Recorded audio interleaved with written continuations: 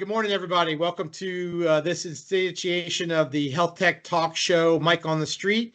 We've got our Interop hero here today, Jay Nakashima. Jay, how are you today? Fantastic. Thanks for having me. Yeah, glad to have you as well. So today we're going to just talk a little bit about you, about eHealth Exchange, about TEFCA. It's the new installment here is Mike on the Street, just talking to people about what's going on. You are a great candidate as to all of your involvement with what's going on. So I'd like you to just start with kind of give me a sense of, how eHealth Exchange has been working, kind of its growth from the new HIN to where it is today. What does it look like from an organization for onboarding, especially bringing organizations to the network? Kind of talk to me about your process and how that works for you. Yeah, thank you. Yeah, so eHealth Exchange has been around for I think about 18 years. Started as a private public collaborative among the federal agencies, some big health systems like Dignity Health, who's now, of course, Common Spirit, Kaiser, a couple of HIEs, et cetera. And we've grown a lot in the past 18 years. So we started out with about 12 participants. We now have about 350. While some of those are single facility health systems, the vast majority are large hospital systems, as well as some federal agencies, state and regional HIEs, et cetera. And we are governed, so all of our trust decisions are made by our governing board, which is called the coordinating committee. And they have delegated some of the onboarding review process to eHealth Exchange staff. And we go through their criteria to confirm that that applicants meet the eligibility requirements.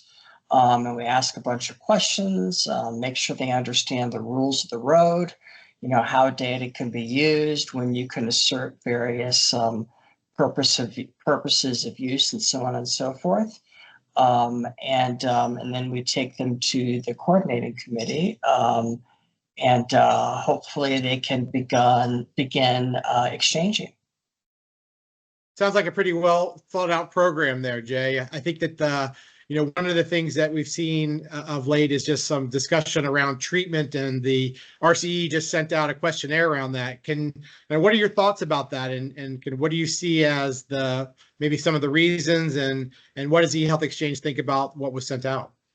Yeah, so for TEFCA, I think it makes a lot of sense. In the past X number of months across the nation, for those who are involved in the data exchange space, there have been some very legitimate concerns about organizations potentially not, and in reality, not asserting the request for data for HIPAA treatment purposes, and they really haven't met that threshold. And so, trust has been in question. And so what the recognized coordinating entity has decided to do for TEFCA, many of us learned last week, and it was announced yesterday, is that at least for TEFCA, responses to requests for treatment really fall to two buckets as to whether or not responses are required. And so, if the request, as I vaguely remember it, is asserted by a HIPAA covered entity, and it's very, very closely tied to some sort of an encounter, either virtual or remote, synchronous, asynchronous, then a response to that treatment query is required. But if the request is coming from, I don't know, what I'll clumsily call a non-traditional healthcare provider, so not a HIPAA covered entity, then responses to those requests are optional. And I think it's good. I mean, of course, there are trade-offs, and I think there are some very unfortunate trade-offs, but I think that's important to help rebuild trust, at least in an interim or near-term time period. When I mentioned some trade-offs, as I remember it vaguely off the top of my head, so if a traditional healthcare provider, an MD, a DO, a nurse practitioner, a physician assistant, is requesting data, but they're not going to be billing an insurance company, then unfortunately, responses to those requests for data are not required. And I think that's unfortunate. But if you look at the 80-20 rule, and we say, hey, maybe it's not forever, maybe until we can come up with some thoughtful eligibility criteria, then I think it makes sense. Yeah, no, I agree with you. And I think as we look at, and I'm interested in your opinion, as we look at other purposes of use outside of treatment, kind of talk to me about what your vision would be as organizations get added to the network around payment, operations, public health, research. Like, what's your vision of how those organizations onboard? What does that look like for the eHealth Exchange network and TEFCA participation? Yeah. So when I think about healthcare operations, in my simple mind, one of the big obstacles or challenges to overcome is always healthcare operations and HIPAA minimum necessary. And so, Michael, please tell me if you think I'm grossly oversimplifying this, but payers do have a right to retrieve data, and they have been for 30 plus years. Unfortunately, they've been retrieving data by warming up their fax machine and retrieving data that way, which of course is a very manual process for providers to find the right part of a medical record and fax it over. And I suspect very often they end up faxing over the entire medical record. But regardless, healthcare providers are supposed to only provide the minimum necessary.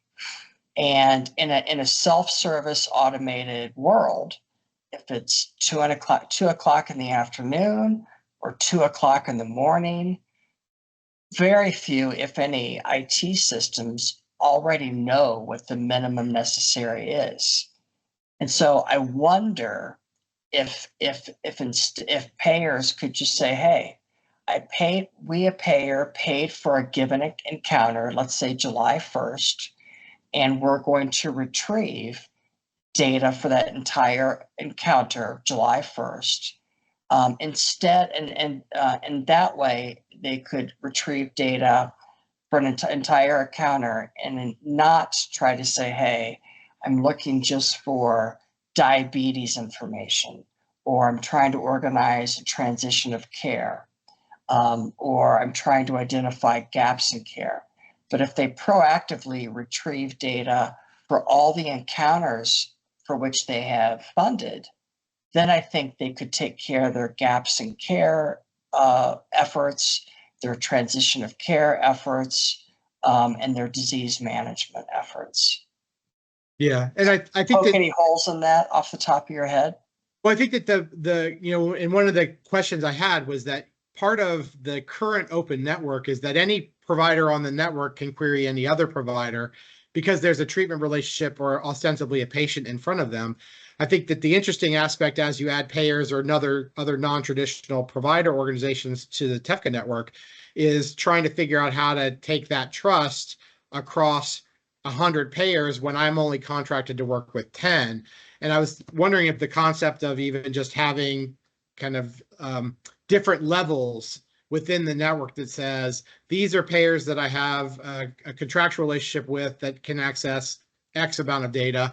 And these are payers that are on the network that can become aware of information, but might have to request it. Like, is there a thought that there could be some sort of consent mechanism that allows participants to, in the future, enable organizations that they may not have a business relationship with get access to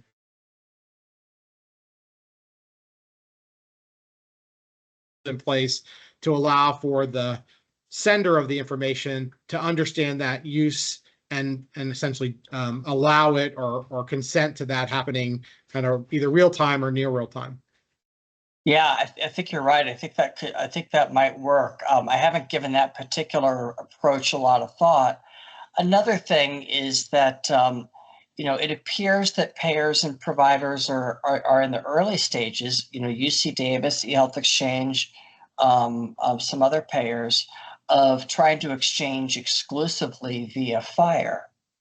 And of course, in the prior authorization world, in reality, it's kind of the provider who's initiating the exchange. And so I think that helps with the trust.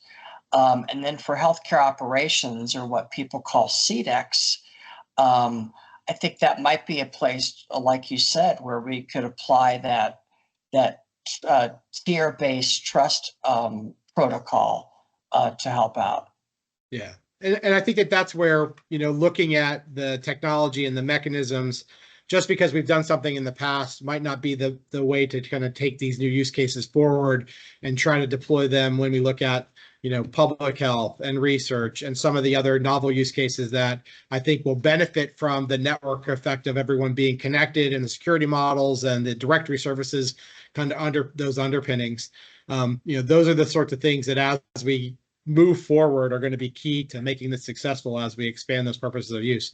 So Jay, kind of in the end, we're starting off on this road. The network is having a metamorphosis, right? We're turning into a butterfly, and we're gonna fly with this new TEFCA QN network.